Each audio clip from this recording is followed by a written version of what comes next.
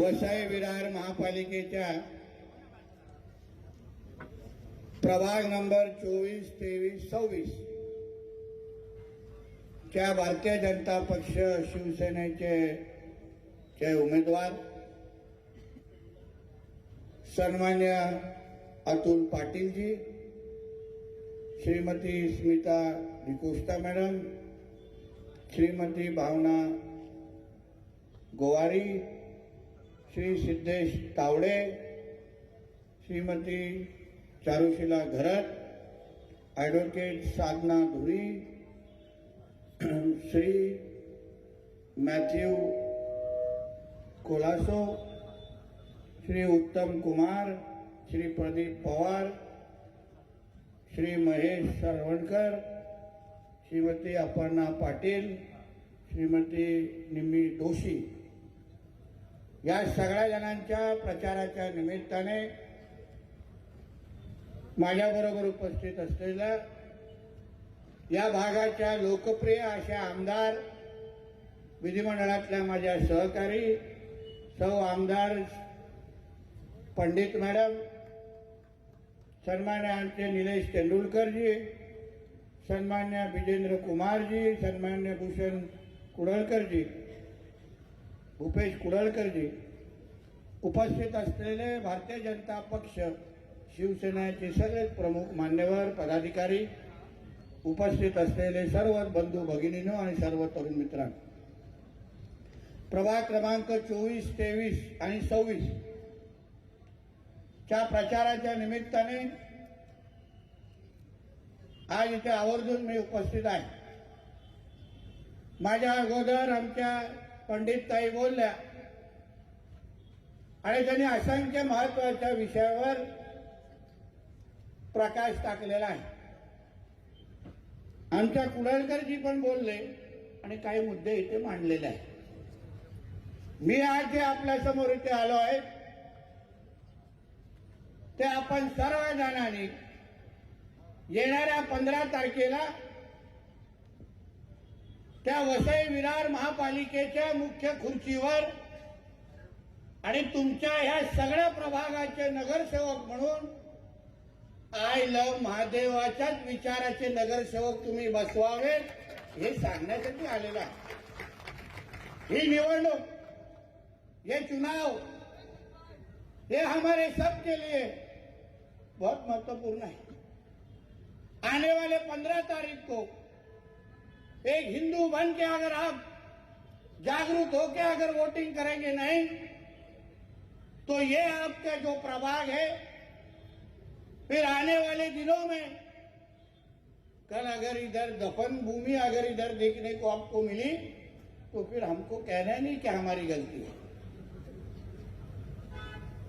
आपको यही कहने हम लोग आए हैं.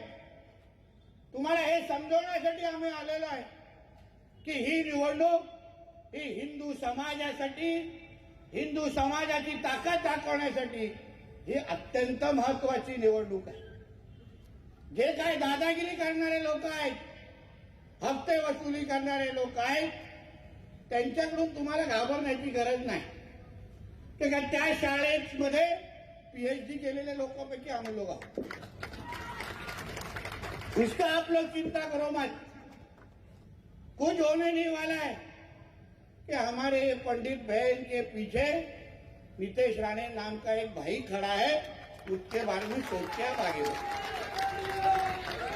कुछ नहीं होने वाला है. कोई भी इधर जो आएगा धमकी देगा, हफ्ते निकालने की कोशिश करेगा, उसको बोला भाई 15 तारीख को वोटिंग करने के बाद जो है आगे का कार्यक्रम हम लोग कर लेंगे.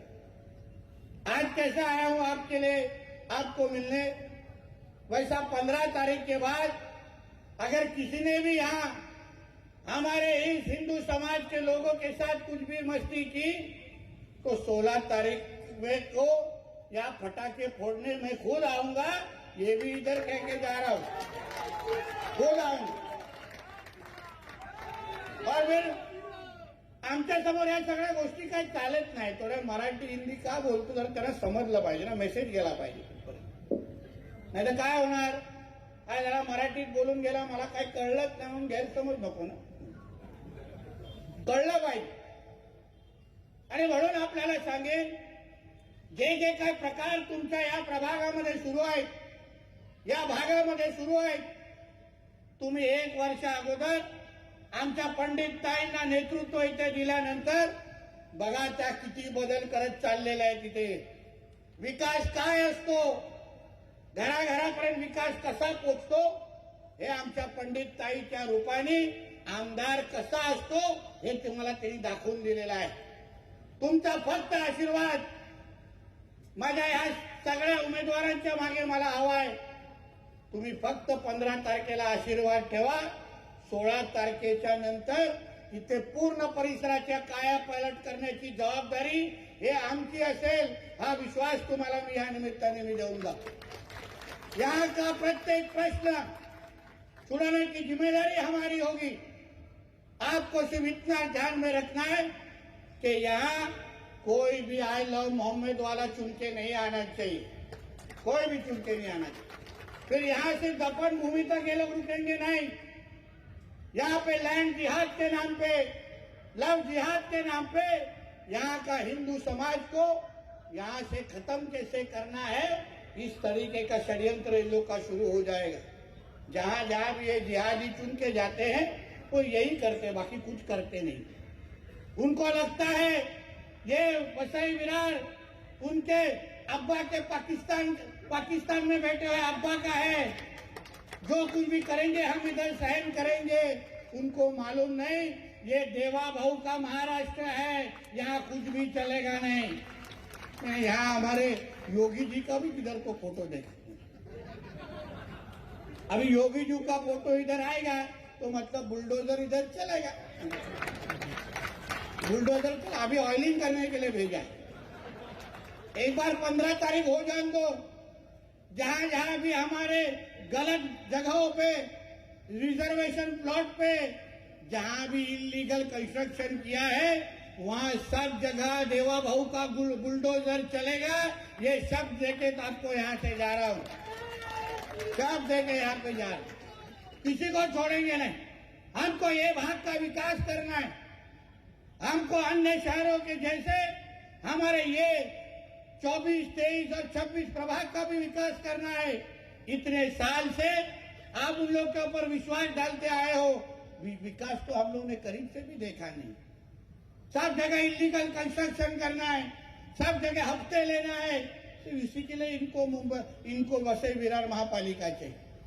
मगर आप हमको आशीर्वाद देने के बाद, हमारे विचार के नगर सेवक चुनने के बाद मैं आपको विश्वास देता हूं, यहाँ के हिंदू समाज के तरफ कोई भी गंदी नजर से देख नहीं सकता. इतनी ताकत आपके सबके पीछे हम खड़ा करेंगे. कोई भी हिंदू का त्योहार के वक्त कोई भी अगर इधर मस्ती करने को देखेगा ना, वो वापिस शुक्रवार को सिलेंडर ऊपर नहीं कर पाएगा.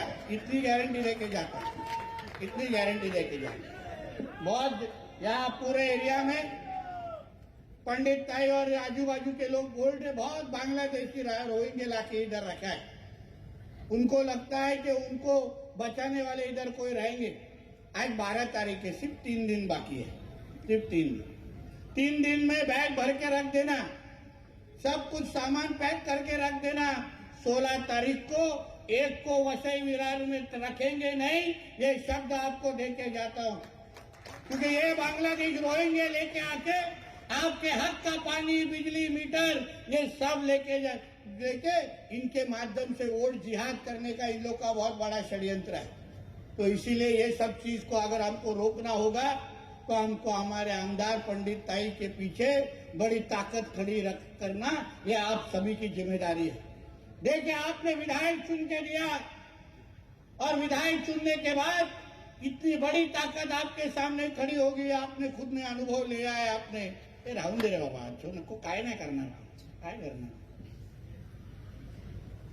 इतनी बड़ी ताकत उन्होंने कहा, हम लोग आपके लिए खड़ा कर सके. हमारे राज्य के मुख्यमंत्री आदरणीय देवा भाऊ हमारे साथ खड़े हैं. जो जो आपको विकास अपेक्षित है, जो जो ये 3 प्रभागों में आप हमारे जो भी कैंडिडेट के पास मांग रखेंगे, हर एक काम पूरी करने की जिम्मेदारी ये हमारी है, ये आपको शब्द देके हम लोग यहाँ जाते हैं। एक काम आपको 5 साल में हर एक काम आपको पूरा करके हम लोग बताएंगे। बहन और भाइयों, बहुत महत्वपूर्ण ये चुनाव है। आप देखिए आजू बाजू में क्या चल रहा है। लव जिहाद, लैंड जिहाद जैसे बहुत केसेस होते हैं। 2 हफ्ते पहले एक नाला टोपर और ये एरिया में एक लव जिहाद के केस मेरे कान में आए। क्या हुआ था वहां? हमारे हिंदू बहन को एक ऐसी ये जिहादी ने फंसाया। शादी के पहले खुद का नाम हिंदू बताया और पहले खुद का नाम आशीष बताया और शादी के बाद तो वो अब्दुल निकल गया। और उसके बाद वहीं तक वो रुका नहीं जिहादी। उनके शादी के बाद वो मेरे हिंदू बहन का धर्मांतर किया और उसको मारने लग गया और वहां तक ही रुका नहीं, मगर उसने उसका रेड कार्ड भी जारी कर दिया। इतनी ये जिहादियों की हिम्मत है। तो इसलिए आप सभी को सोचना चाहिए कि हम विकास करते हुए हिंदू समाज बनके अगर आप साथ में एकजुट तरीके से अगर यहाँ रहेंगे तो कोई भी हरे सांप आपके तरफ गंदी नजर से देख नहीं सकते। इतनी ताकत हम लोग आपके पीछे खड़े कर देंगे। महाराष्ट्र की में सरकार ये हिंदुत्ववादी सोच की सरकार है। हमारे मुख्यमंत्री ये हिंदुत्ववादी सोच के मुख्यमंत्री है। इसलिए मुख्यमंत्री अगर हिंदुत्ववादी सोच के होंगे तो आपको यहाँ का मेयर भी हिंदुत्ववादी सोच का मतलब आई लव महादेव वाला ही बिठाना है। इतना मैं आपको कह के जाऊंगा। जय श्री राम बोलने वाले ही हमको इस शहर में दिखने चाहिए। बाकी सब एक कौन चालू लगे, बाकी सब ये सब सर तन से जुदा वाले, ये सब आई लव मोहम्मद वालों को हमको वापस उनके पाकिस्तान में बैठे हुए अब्बाओं के पास भेजना है।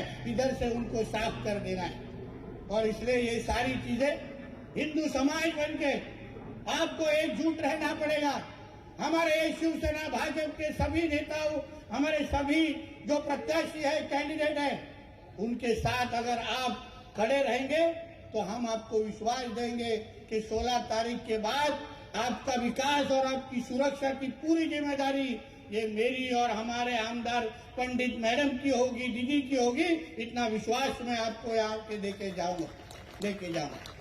और इसलिए कोई भी किसी का डराना धमकाने पे आप आइए मत। 3 दिन बाकी है और मेरे को यहाँ का निरीक्षक बनाया है, बहुत सोच समझ के बनाया। इसलिए कोई भी तकलीफ होगा ना, सिर्फ आपको हमको फोन करना है हॉटलाइन के ऊपर और आगे का कार्यक्रम हम पे छोड़ना है। आपको तकलीफ लेना नहीं, सिर्फ आपको निडर होके आने वाले 15 तारीख को बड़े तादाद से बाहर निकल के, ताकत से बाहर निकल के हिंदू समाज बनके दिल में 15 तारीख को वोटिंग सेंटर पे जाना है। दिल में एक बार जय श्री राम बोलना है और कमल के सामने बटन दबाना है। इतना मैं आपको जरूर कहूंगा। आपने कमल और धनुष्य बाण के सामने बटन दबाया तो आगे का विकास की सारी जिम्मेदारी ये हमारी होगी। ये विश्वास आपको मैं देके जाऊंगा।